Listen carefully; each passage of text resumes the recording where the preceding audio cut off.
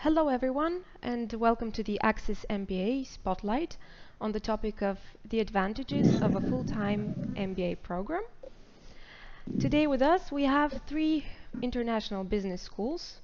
We have EU Business School, we have Rotterdam School of Management, and University of Geneva, Geneva School of Economics and Management. Thank you again for being with us. My name is Zornica Licheva, and I'm a content writer and editor for Advent Group.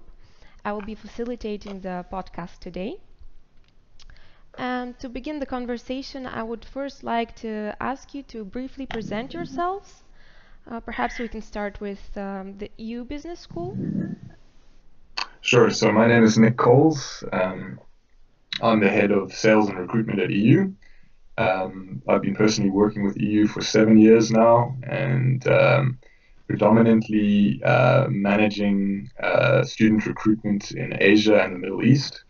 So I've had a lot to do with undergraduate as well as masters and MBA applicants over the last 7 years. I see. Thank you, Nick. We could go on with Rotterdam School of Management. Great, thank you. My name is Vasileios Zaravellas. I'm currently the Assistant Director for MBA Admissions and Marketing here at the Rotterdam School of Management.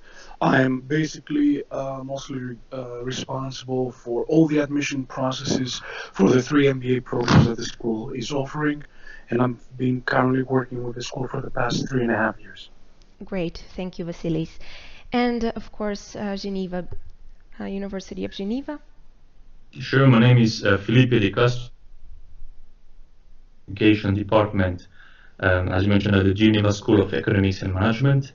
I'm currently managing the IU MBA, which is an MBA for International Organizations Management, and I'm working in executive education programs for the past 10 years. Great. Thank you all for introducing yourselves. Well, first I would like to start with a bit of a more general question regarding MBA programs so that our listeners could really get to know each of the business schools better. So the question is, what types of MBA programs does each business school actually offer? Philippe, perhaps we can start with you. So at the University of Geneva, we offer two MBA programs. First one is an executive MBA program, a part-time program for participants with an average working experience of 7+ years. And then we have a full-time MBA program called the International Organizations MBA for participants with an average work experience of 3+ years. It's a full-time program that welcome participants with the willingness to work for international non-profit organizations. I see, right. Thank you. Vasilis, what about the programs at Rotterdam School of Management? Great. So here at the Rotterdam School of Management, we offer three different MBA programs.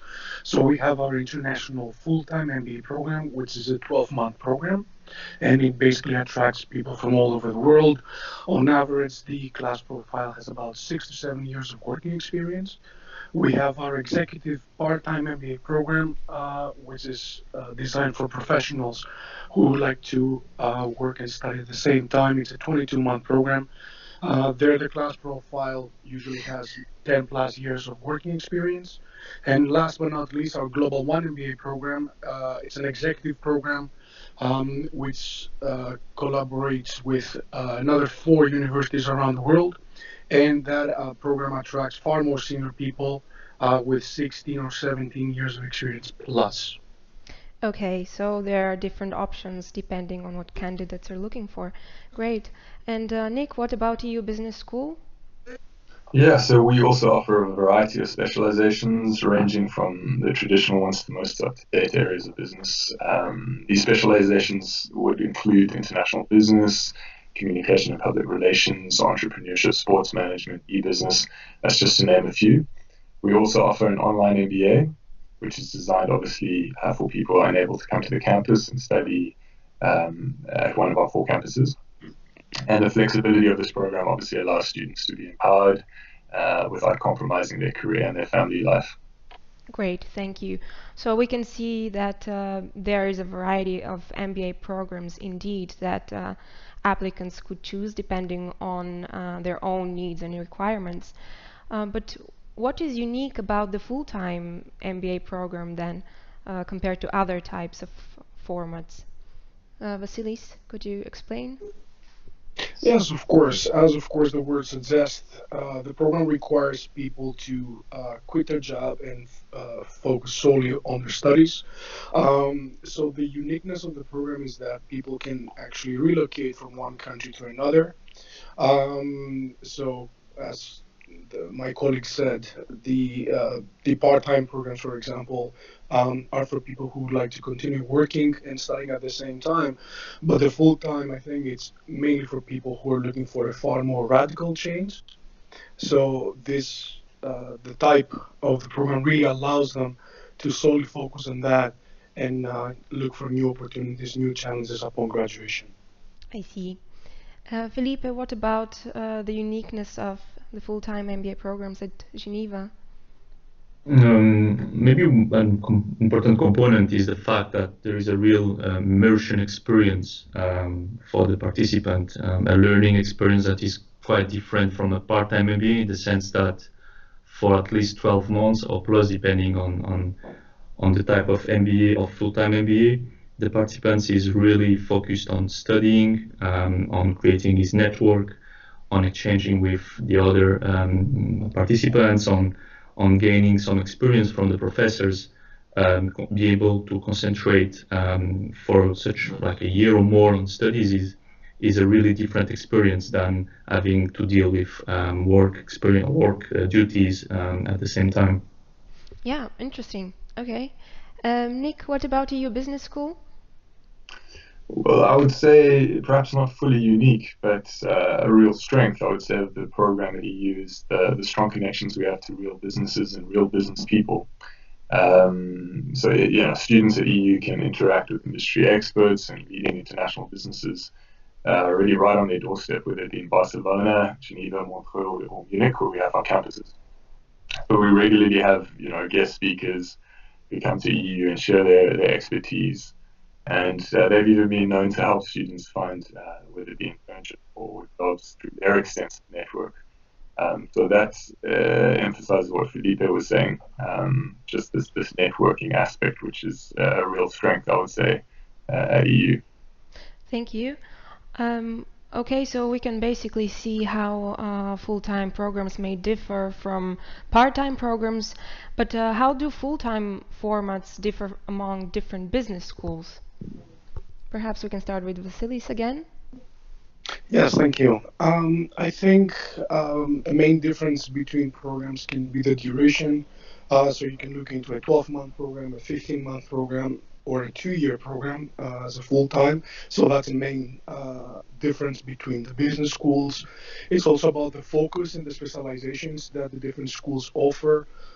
Here in Rotterdam, we have 5 different tracks that people can choose from, whether they would like to focus on strategy, sustainability, or finance, just to mention a few of them.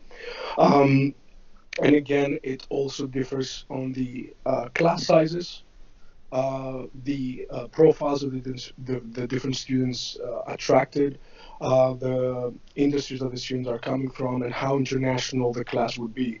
Here in Rotterdam, we have on a yearly basis about 97% of our classroom having international students. Right, okay. Nick, what about some other differences that come up to mind?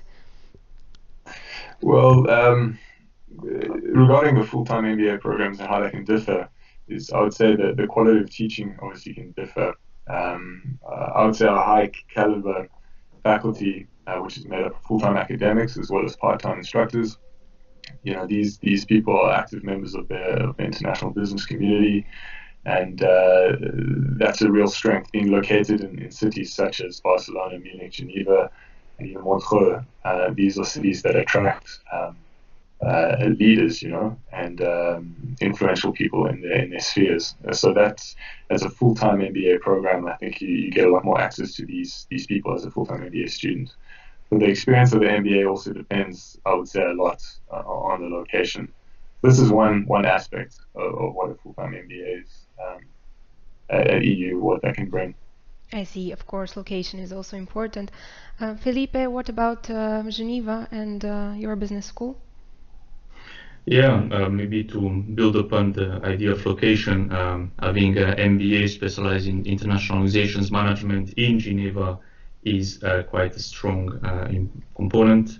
I would say what maybe differs between different full-time MBAs is also the pedagogical approach. We, as MBA focused international organizations management, try to focus a lot on the applied experience, inviting guest speakers and professors working here in internationalization headquarters or on the field of international NGOs or others, with the objective for participants to leave after a year with tools and ability to work and apply it in their working context. Yeah, interesting. Thank you. Well, we can see that there are a lot of aspects that candidates need to consider. There is the aspect of duration of the program, there is teaching, location, of course. So how can candidates then, especially those from abroad, judge the quality and the reputation of an MBA program?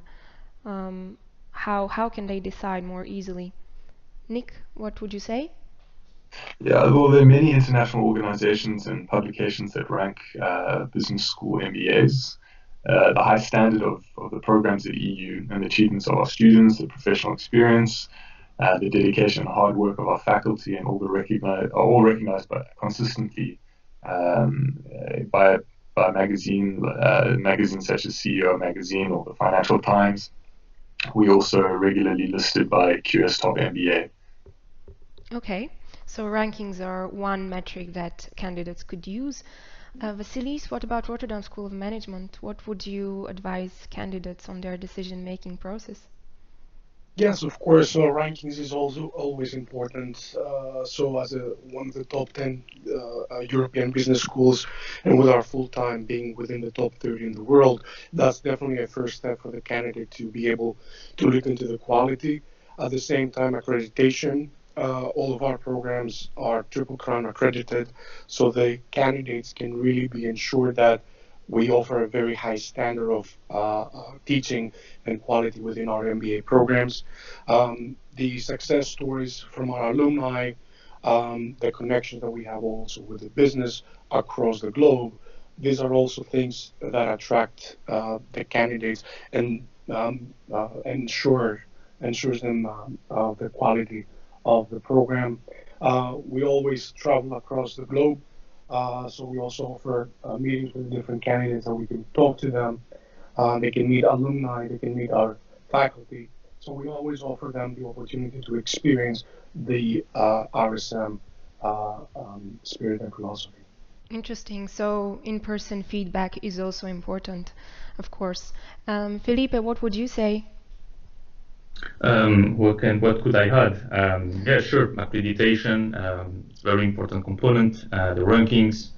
I think a student that is willing to attend a full-time MBA really needs to invest some time, but also some energy to maybe go for a campus visit, try to attend a class or some classes in different institutions, really to have a kind of I don't know, experience of what you will have during a year after. So I would really advise students to move to go for campus visits, to meet with alumni, with the practitioners, with the current students before making any decision on investing then for a year studies. Yes, that's great advice indeed. Thank you. Well, some of you mentioned earlier that to start a full-time MBA program, participants need to quit their jobs and really commit themselves to the program. So in that sense, when is the right time, career-wise, for a professional to enroll in a full-time program? What would you say? Vasileios, what can you add to that topic? Yeah, I think that is always relevant. If you see, like within our full-time MBA program, we have students ranging anywhere from 25 up to late 30s. So I would say it depends on what the candidate is looking for and why they want to do a full-time study. Uh, what I always see is that they're looking for three radical changes, whether this will be a geography change, an industry change, or a functional change. So there's never, I would say, a right time for somebody to choose that. So that's why we take a very personal approach on every candidate to really discuss their motivation, their focus, and why they want to do that. Hmm. So I would say it depends on the needs of the candidate. Okay, I see. Thank you. Nick, what would you say on the topic? Can it be too early or too late for somebody to consider a full-time program? Yeah, well, to add to that answer, I think that was a very good answer. We obviously an MBA is designed for people that do have work experience. So we're looking at students that have 2 or more years as a minimum. So they can really build and apply what they're going to learn. But yeah, in terms of an ideal age, I mean, I've had contact with students that were in their 40s, and they came and in an era where things are changing so rapidly, a digital era, those guys in their 40s will probably have at least 20 years of work experience or work a professional career become, so this could have a huge impact on their personal life and their career, their personal life. So I wouldn't say you can be too old. I would say one can be too young. So I generally we look at applicants who have at least those 2 years, but ideally 3, 4, 5 years. It makes more sense. All right, thank you. And as a follow-up, what would you advise candidates who have found out that it is perhaps not the right time? So what are some other alternatives that they could think of? Well, at EU we also offer an MSc, which is pretty similar to the MBA in terms of the content. The cohort's obviously quite a lot younger, but the way the case studies and the work will be pitched to those students will be better adapted to freshers, students that are coming out of an academic, have just finished their bachelor degrees. So for younger students, we would suggest the MSc. For older students that aren't sure, I think the online option is a really good way to go. We also have professional development programs, things that they could dip their foot in the water, as it were, Right. and see. That's something that we're also offering a micro MBA, which is something that is pretty new for EU Business School. But these are various options. They don't have to go, plunge in the deep end and go for Right. full MBA. Thank you. Philippe, do you have anything to add to the topic, perhaps?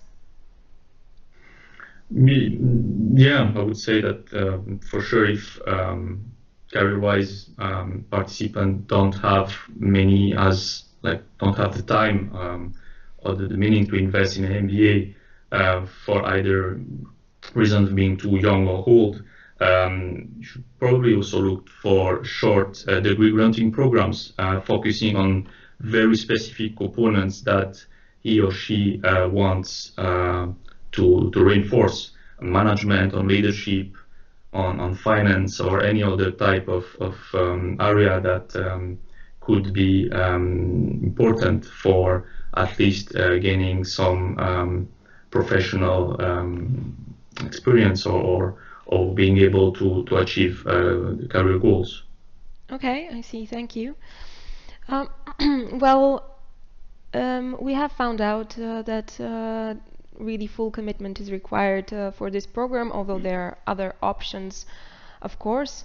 But what are the advantages really of the full-time format career-wise, and how does it boost career progression for candidates after they graduate? Nick, perhaps we can start with you. Yeah, well, full-time MBA students fully immerse themselves in the academic experience. So I think the key word is immersion. Um, so during their studies, these students develop a thorough knowledge of every aspect of business, from economics to e-business, from strategy to people management. They also have the best possibility really to build long-term relationships, and it perfectly equips them for their graduation and to enter the local job market. All right, thank you. Philippe? Yeah, so I think from my side and what I see at the University of Geneva, there is two very important components, which is networking and career services. Networking because as a full-time student, participants will be very much exposed to the industry, to the people working in the area, in the city, and through the professors and the other participants and guest speakers, be able to develop a network that will create opportunities at a later stage. Career services because this is actually the link with the industry. What the career service provides can be different depending on the MBA program, but what we propose here at the University of Geneva is to work on three different areas, which is firstly on the skills. What are the skills needed to find the position we want to have?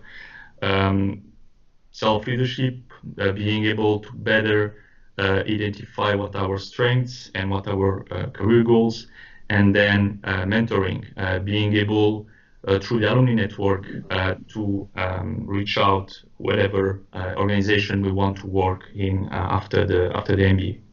I see. Great. Vasileios, how would you comment? Yes, so also from our side, I think the immersion, as mentioned before, is very important. For us, what we see is that people in the full time, they live and breathe the program. So they're solely focused on their studies. They have great opportunities to network within the program, not only also within their own class, but they also mingle with our executive MBA program, which also offers them the opportunity to study along with working professionals within the Netherlands. Our Career Development Center is heavily involved also in the full time by offering personal coaching sessions. We run MBA career fairs, different company visits, presentations, workshops, competitions. So the students have a great opportunity to learn and to connect with the industry and potentially to find the next employer even before graduation. All right, I see. So we have found out that networking is really one of the core elements of securing a career boost after graduation. And you have mentioned some interesting examples. You have mentioned some coaching sessions and networking opportunities. But for example, Vasileios, can you think of some other options that are offered at Rotterdam School of Management, such as projects or internships, perhaps? Yeah, so within the full-time MBA program, part of their curriculum, they have to do what we call the Living Management Consulting Project. So on a yearly basis, we have a number of different companies coming in-house to offer real life projects to the teams of the students. So basically, the students become consultants, so they work directly with the company for a period of 3 weeks. And a lot of times it has occurred that the students continued working with the company on the project, and eventually that led to a job offer. Mm-hmm. So that's a great example of how the students can be directly connected with a company. But also we offer internships after the classes are completed before graduation. These are not mandatory. However, we do offer them that service if they would like to take that opportunity, and especially for people who are looking for a radical change in their career. I see. Is there a particular period that the internship has to last for, or how does it work? That will depend really on the company. So a lot of times you will see an internship big anywhere between 3 to 6 months. I see, thank you. Nick, what about some other examples from EU Business School? Talking about being directly connected to businesses, once again, the strength, I would say, at EU is the city locations, both Geneva, Barcelona, Munich, and Monaco. Recently, we've taken students on industrial visits or to these international organizations. We've gone to the UN or Garmin, FC Barcelona, UEFA, Nestle, BMW, just to name a few. And it's really an integral part of the MBA curriculum. and to give these students, behind the scenes access and a privileged look to how businesses operate, while also providing an additional opportunity or first-hand interaction with a lot of these global business leaders. Students need to be entrepreneurial nowadays. That's definitely something I say to students that are looking to apply to EU. So we can you point them in many directions, but at the end of the day, it's not the hospitality industry where internships are handed out. In a business environment, we're looking for creative solution finders and people that are willing to go out there and make it happen. So the connections are there via EU. We're looking for self-starters who can make the most of these opportunities we offer. I see. And having mentioned the importance of location once again, can I assume that these different campus locations of EU Business School can really facilitate the movement of MBA candidates? So can they transfer from one campus to another and experience different internship opportunities, for example? Yeah, right. Once again, I mean, many of the students that are coming are global citizens or people that are already keen to have exposure and to see how different people work, different industries operate, and so we definitely encourage that transfer. The MBA is split into 3 terms: the full-time 1-year MBA. So in theory, students can actually transfer from Spain, Switzerland, Germany, and 1 term in each. Very few students do that. We see one transfer being typical approach. But what we do try encourage the students to do is if we've got an event, for example, we have a careers fair, which we typically hold in Barcelona, where we may have 15 to 30 different companies that come and are there to meet with the students. We ask the students at other campuses if they're keen to attend, and we do see a fair amount of movement from students, whether it be to Switzerland or Spain or Germany. So yeah, that's important for us. I see, thank you. Philippe, you also mentioned quite a few examples of career opportunities that you provide for MBA students. Is there something else that could be interesting? Yeah, in terms of inside the curriculum, there is a 3-month internship, which is mandatory, as a student has to perform a master thesis, an applied master thesis. So to do that, we have partnership with different internationalizations and NGOs that we invite throughout the year, so they can present their institution and also present their job or internship opportunities. This goes along also with we try to customize our service to the student needs and objectives, in the sense that we know that even though the field is important, there is very specific objectives for each student, very specific strengths they want to use. So being able or having very strong links with our alumni community, for whom most of them are still based in Geneva and working in the field, they are for us very important, because they are the ones who create this close link with many different institutions, many different departments, and this is they will be the ones that will really being able to coach the students through to attend the objective of working for a specific organization. I see, thank you. So we have found out that the full-time MBA is a solid investment, both in terms of time and budget and other factors. So what is required for the full-time MBA studies, and how does that investment compare to the one required by other MBA formats? Nick, we could start with you.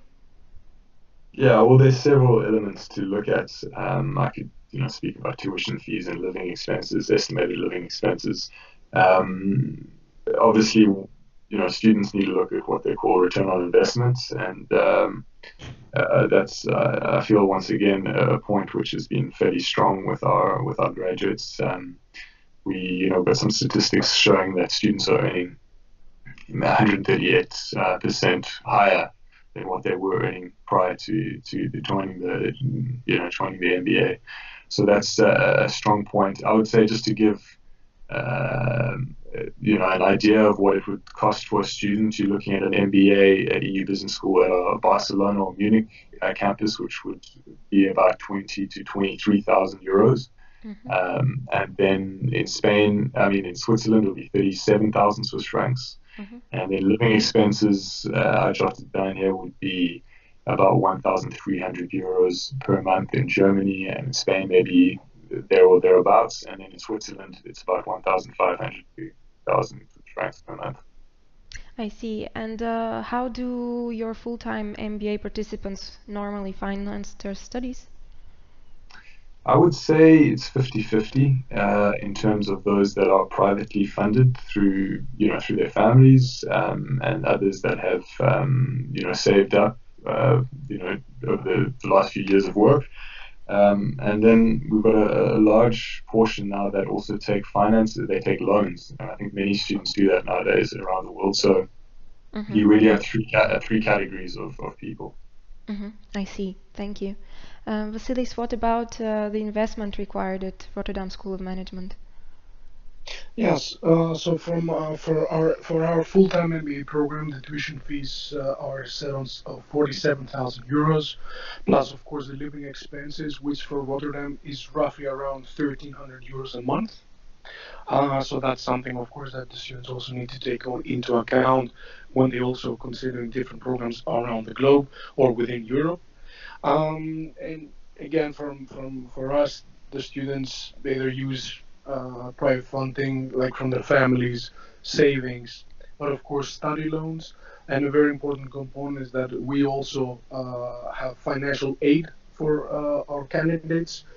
So we have budgets for our full-time MBA program with all sorts of different scholarships available that they can potentially cover up to about 20-25% of their tuition fees. Yes, that is also an important aspect. And Philippe, what about the case with the University of Geneva? The fees are 39,500 Swiss francs, and the living expenses are around, I would say, 1,500 per month. What we do to help students is also to provide student accommodation at the University of Geneva campus. We offer scholarships, merit scholarships only for the full-time program, and for sure participants finance their studies through the different components my colleagues just said, knowing that we also have some links with loans companies and I would say foundations that also support or provide some financial support to students.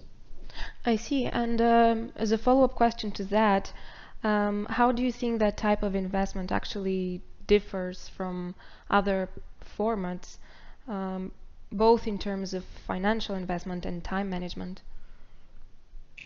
I would say that the big difference is that usually a student attending a full-time program is not working part-time, so obviously is not able or she's not able to finance the studies working. So savings have to be done before, and the student needs really to have a type of kind of life plan for the 2-3 years after the MBA to make sure he or she will find a way.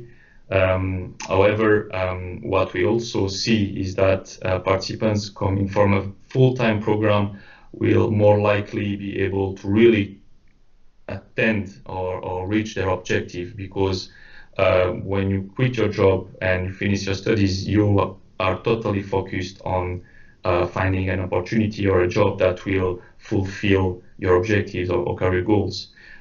When you go for a part-time MBA, you will most likely remain at your job afterwards. Maybe you will be promoted or have a better position, but the change will not be as important as for those going for a full-time MBA. Right, that's a crucial difference indeed. And Nick, what about scholarships at EU Business School? Is this something that could be of help to potential candidates? Yes, we do have scholarships available. on several bases. Obviously merit-based scholarship is the most common one.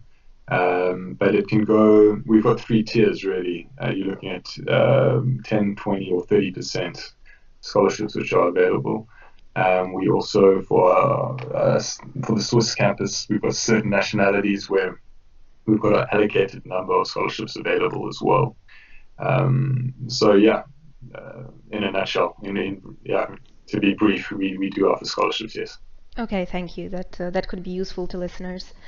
We have already touched upon briefly on the topic of studying abroad, taking a full-time program abroad, compared to staying in your own home country. Considering full-time MBA participants have to leave their jobs, why is it worthwhile to study abroad instead of stay in their own home country? What do you think, Vasileios? Yes. So as I mentioned earlier, on a yearly basis, around 97% of our students in our full-time MBA program are internationals. So people who are looking to study abroad, they're looking for the international exposure. They're looking to study and work alongside with people with all sorts of different backgrounds, industry backgrounds, cultural. So for me, it's worthwhile doing that, especially if you're looking to really have a global mindset and be able to work abroad. That's most of the times the most important change that people are looking for, especially when they travel. They move from Asia to Europe or from the US to Europe. So they also acquire a network, a broad network within the country of the study. So that's also another important component for when people decide where they would like to go to, because they can vision themselves studying here and then getting a job in Europe. So I think it's definitely worthwhile instead of staying at your home country, if of course your finances also allow you to make such a move. Right, that's interesting. So it's not just the importance of connections, it's also the global mindset itself. Thank you. And Philippe, what about the case of University of Geneva? From my point of view, it all comes to the issue of the career goals.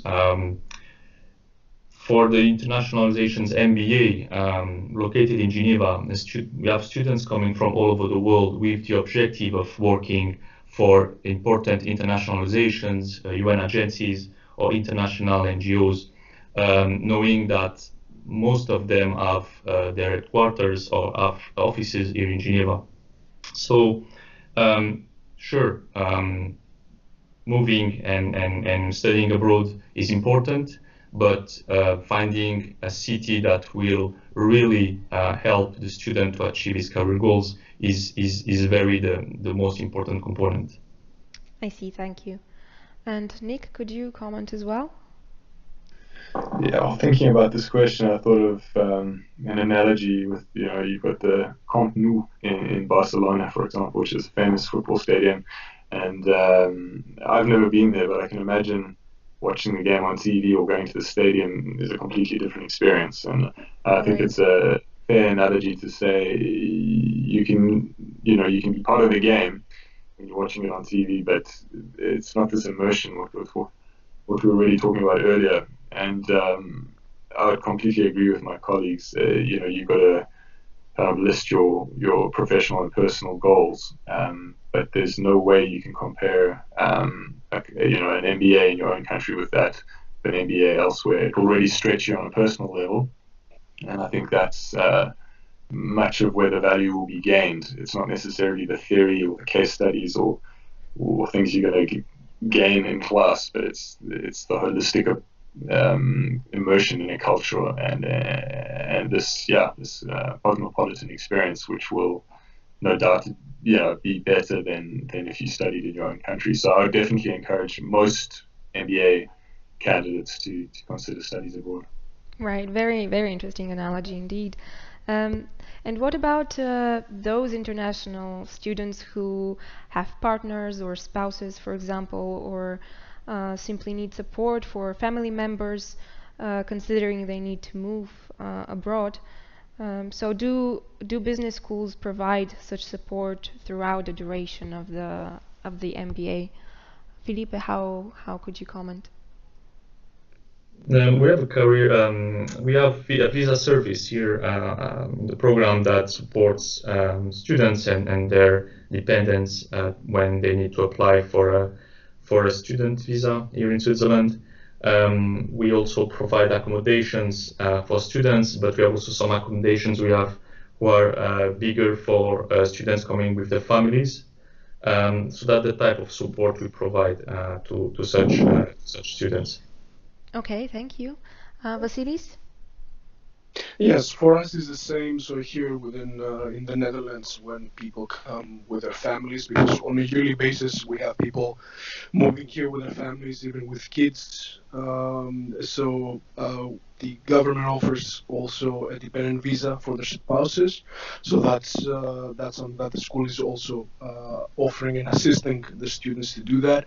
We have family housing available as well. So people who come here with families, they have access to that. We also have a daycare here on campus, so especially for people with kids, they can use that service as well here on campus. And also within the program, there are different clubs and organizations that also the spouses and the partners can be involved, because we do understand that when you move to a different country, and especially the first few months, you need to be able to integrate. So we also help the students' partners to do that as well. Great, that sounds good. Integration is also important for family members, of course. And Nick, can you add anything to that? Not much, other than the fact that the countries where we operate in as well also offer this dependent visa option. So it's often a question from applicants, MBA applicants, if their dependents can come, and we've got multiple examples of more senior applicants coming through with dependents, and so as an MBA or business school, typically it's a lot smaller in scale than a university. So this personalized approach, whether it be through the visa services department or just the student services department in general, we're there to offer advice. We're there to really go the extra mile when it comes to assisting the students in their particularities. But yeah, we don't offer specific services other than the support we're giving to the applicant and obviously to the family that should come as well. Good to know. And for the final part of our discussion, we have some very interesting questions to sort of wrap it up. So what are some of the most exciting or interesting career success stories that you can tell us about from students or from alumni? Vasilis, how could you comment? Yeah, I think there are numerous examples on that. I was actually thinking about this yesterday. I think one of the greatest examples I can use is a lady who joined us from Ecuador 3 years ago, and she used to work as an engineer for an airline company. And upon graduation, she managed to become a consultant with one of the biggest consulting firms. So that's definitely one success story for people who are looking for such a radical change, and especially for students who are looking to go into consulting afterwards.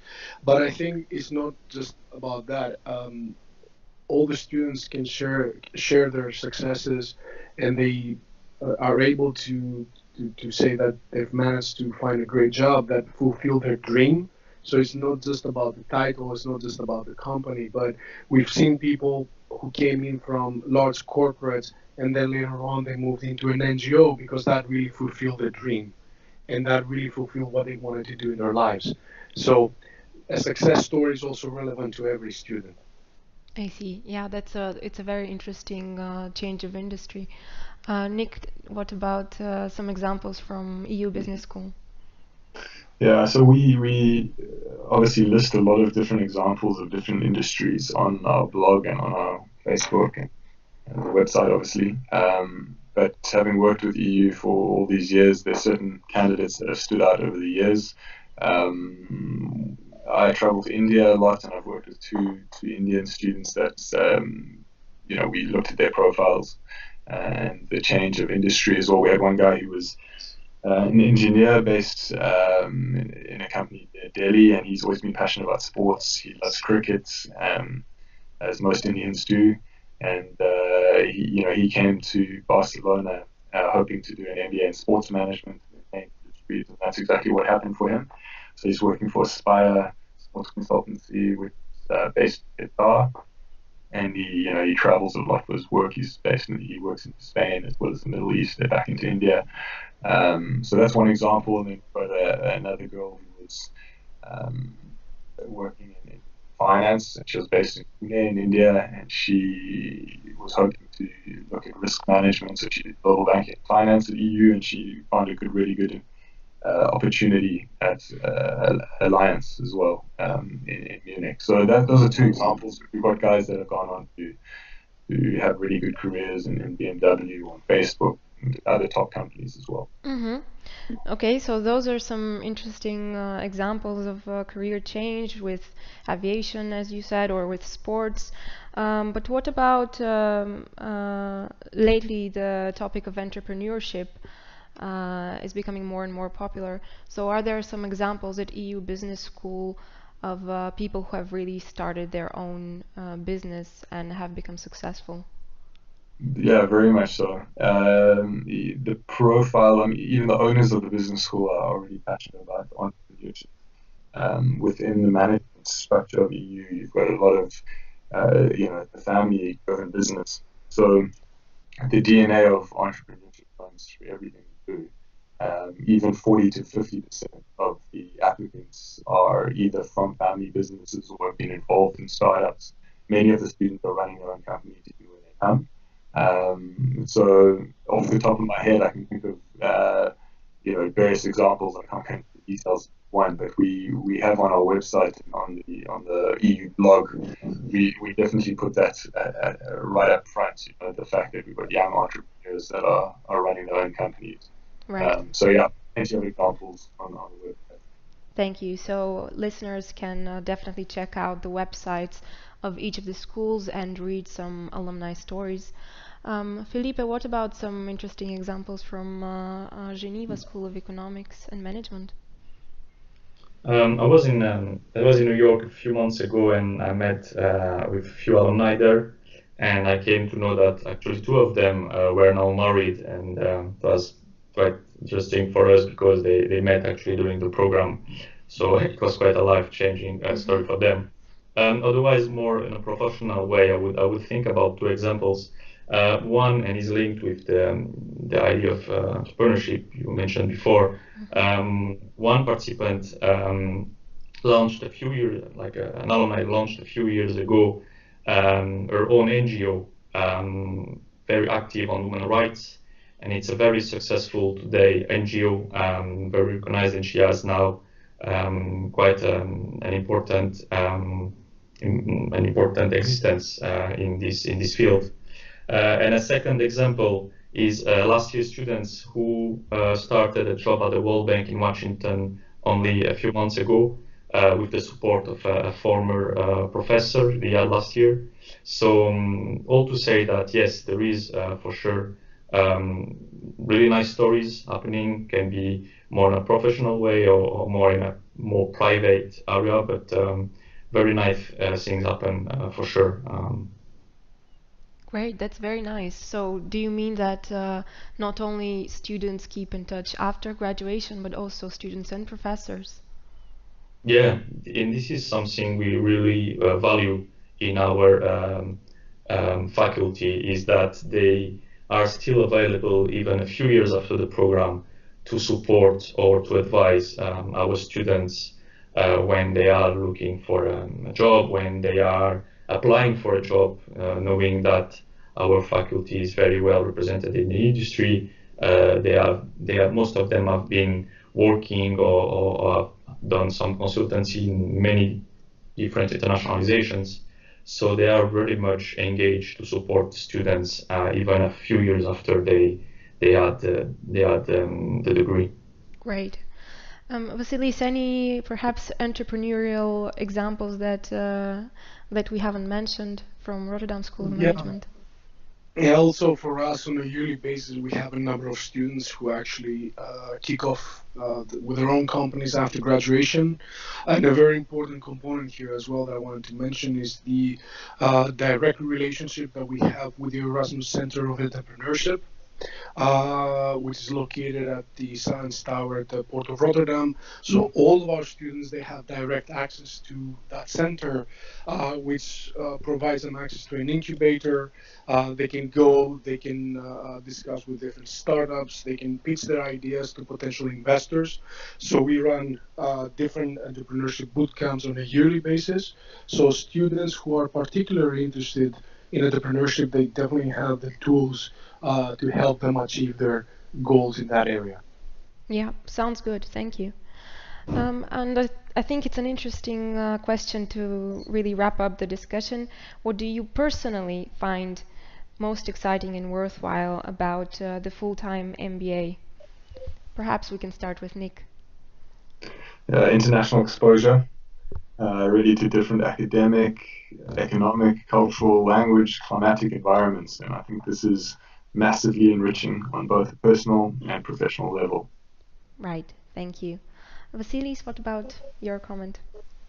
Yeah, definitely. I think, especially when we meet students or candidates around the globe, I always say don't see that as a year off in your life. This is a year that you can invest in yourselves and develop yourselves further. About acquiring the international experience, the knowledge, the global mindset. Challenge themselves because you definitely challenge yourself a lot through that year. It's about being able to self-reflect and be able to make the next step. So I think personally this is the most exciting part of a full-time MBA. Great, good advice, thank you. Philippe, what about you? You do an MBA once in your life, and doing a full-time MBA in our days in a very rapidly changing world where we work under pressure, having the opportunity just for a year to leave work behind, focus on studies, invest on yourself, and leave after this year with all the tools and the abilities to face the challenges that you will face then during all your career is a very important and exciting in the sense that after the year of studies you feel like another person. Okay, I understand. Thank you again, everyone, for participating in the podcast today. This is the end of the discussion. This will be available online soon, and thank you again for participating. Have a good Thank day. you. Thank you. Thank You you. too. Bye. Thank you. Bye-bye.